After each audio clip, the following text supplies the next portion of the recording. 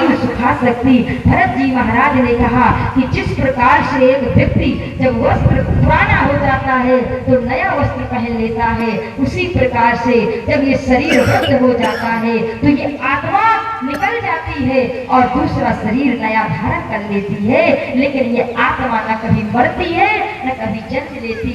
इतना सुंदर जब आत्मज्ञान देने लगे तो रघुवर पालकी से कूद पड़ा और चरणों में गिर गया और कहा कहीं आप कपिल मुनि तो नहीं। तब सज्जनों भरत जी महाराज से रघुवर ने अपनी जिज्ञासा व्यक्त की। कहा कि आप कहते हैं कि शरीर आत्मा शरीर से अलग है, ये कैसे हो सकता है? यदि शरीर में आत्मा है तो शरीर के धर्म आत्मा को प्रभावित क्यों नहीं करते?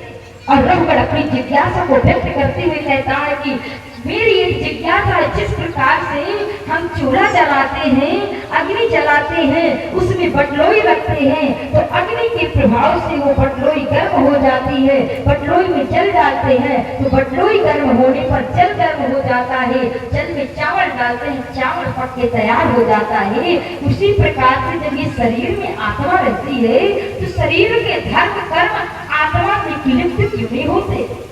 तब भरत जी महाराज हंसने लगे और कहा कि रघुवर तुम ज्ञानी हो नहीं, लेकिन तुम ज्ञानियों जैसी बातें करते हो।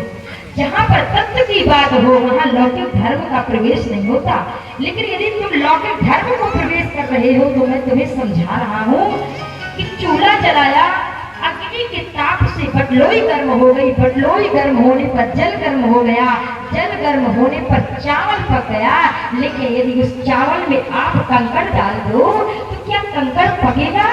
नहीं पकेगा। उसी प्रकार से ये तत्व की बात है।